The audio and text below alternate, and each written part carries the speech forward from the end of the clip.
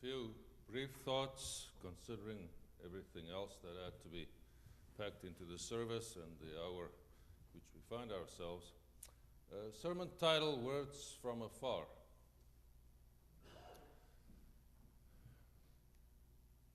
We as God's people have to continue to live in life-giving and hope-generating ways. We have to continue to do it. We have to continue also to find ways to do that. And sometimes ways that we didn't consider before because it wasn't necessary. That is our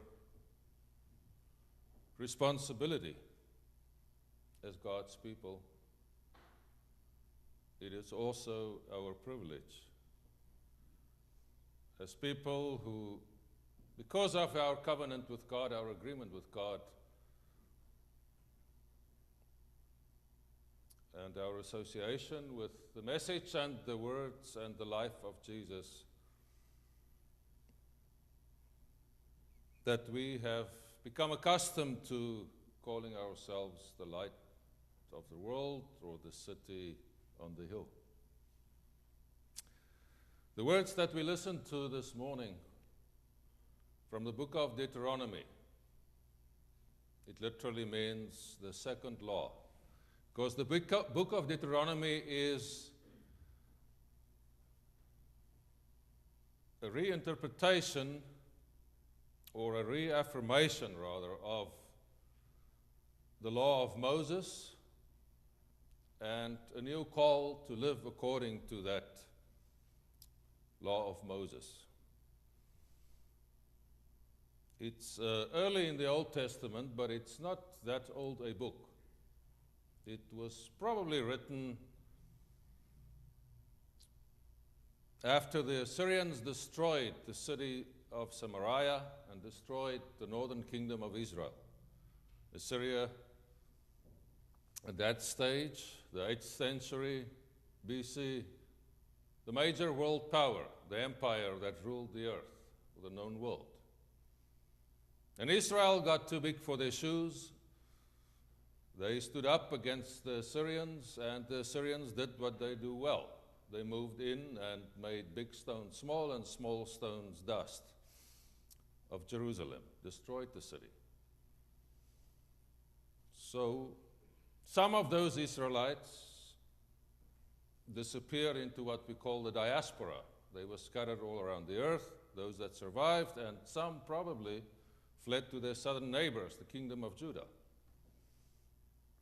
And I think the people of Judah noted what was happening just north of them to their cousins and their other families and their neighbors.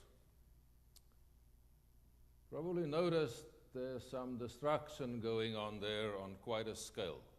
So King Josiah, the king of Judah at that stage, after the destruction of Jerusalem in 722, he instituted some reforms, of which the rewriting or the creation of some scriptures was part of that reform. He took some of the material that they inherited, and a new book was written under the name of Moses, Moses as the prime lawgiver, to give it authority. Not just anybody, Moses. This is what Moses said when he gave the Israelites the law, and it was cast in the setting of that period of the Exodus just before they would enter the land of Canaan. So this is part of the speeches that Moses gave just before they would exit the desert and go into the land of Canaan. And especially this one.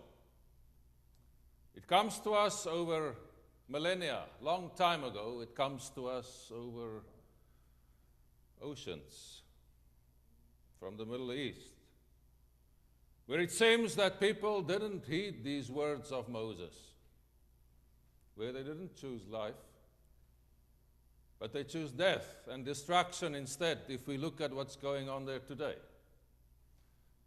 These words come to us from afar.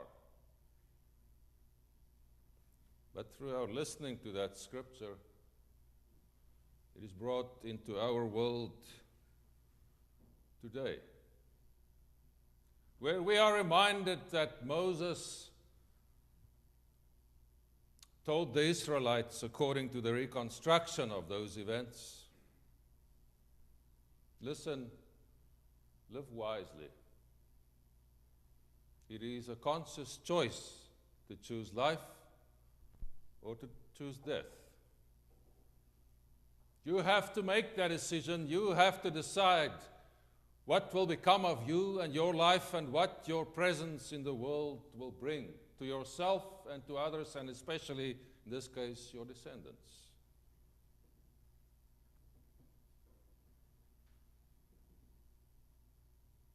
And according to this author, or this group of authors, the choice is simple and it's a conscious one. Make up your mind, what do you want to do? We still face that same choice today, as God's people, as individuals, as families, as a church, as a nation, and as humanity, as one of the species on this planet that is becoming a bit small for everything that it has to accommodate. So many people.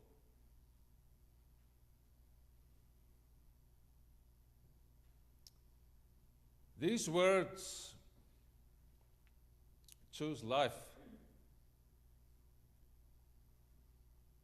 is relevant not only for us, but I think for the whole world. And as somebody that came from afar, an immigrant from the continent of Africa, I perhaps hear these words differently than most of you.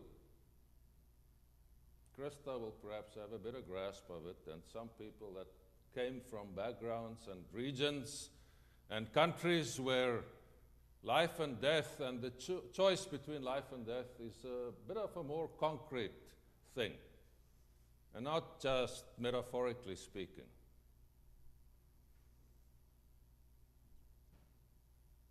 I hear these words also in the context of what we have experienced lately, last week, a devastating week for me that leaves you without words to try and bring it under comprehension. Where, there was a massacre in a synagogue where somebody wanted to enter into an African-American church to kill as many people as possible, but as a second choice went to the Kroger supermarket and opened fire on African-Americans, where bombs, explosive devices are sent to political opponents. That seems strange to me to be occurring here among us in this nation. It is as if it belongs to a different continent and perhaps a different time.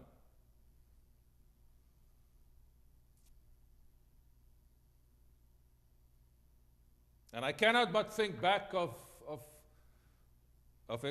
things that I experienced firsthand. Living through change in South Africa, living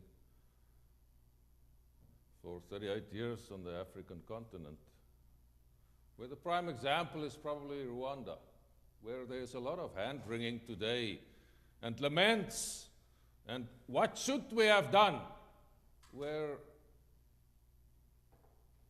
the media played a role in specific radio stations in Rwanda with some support from the government to demonize other people and to zoom in on the ethnic rift between the Hutus and the Tutsis. And when that came to fruition, we know what the result was. So that was the choice between life and death, and literally for around 1 million people that ended up being killed. Now, I'm not saying, and I want to say it very firmly, and listen to me. Those of you that are slumbering off, look up at me. I'm not saying this is happening here, but I'm saying I think we need to take stock. I've been criticized by some people that say, hey, you get so animated about saying we must be able to talk to each other and we must live together peacefully and we must find ways to conduct a civil dialogue. I want to repeat what I said 3 years ago on Memorial Day. That was the last time that I was asked to speak in public in the town of Topsfield.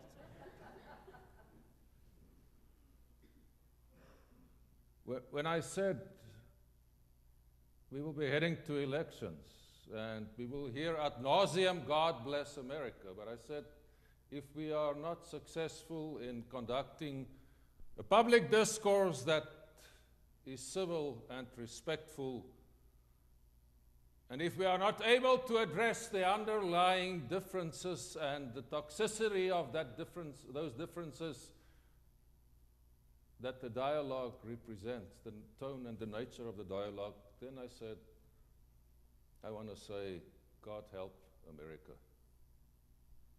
I think we are there.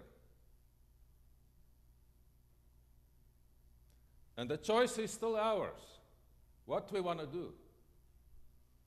And I not get animated about it, I'll speak more calmly about it. But I want to plead with you as God's people, as covenanted people. Let us choose life. Let us not do what has become common practice. That is not our way. That is not the way of life. That is not the way of hope. That is not the way of healing. That is the way of death, of despair, of destruction. Let us as God's people, like King Josiah, who wrote this or had this book written, to renew the covenant and the agreement, to renew that call to walk in the ways of life. Let us do that anew from today on. Let us do that with one another here and not claim for ourselves the luxury. So I'm not talking to that person for that one. Let us also hold each other accountable for the way that we treat each other, and when somebody does something that does not fit what we claim to represent in this gathering, in this community, let us hold each other accountable and ask each other to behave in a way that is befitting of this community. It is our privilege to be people of the light. It is a conscious choice we have to make.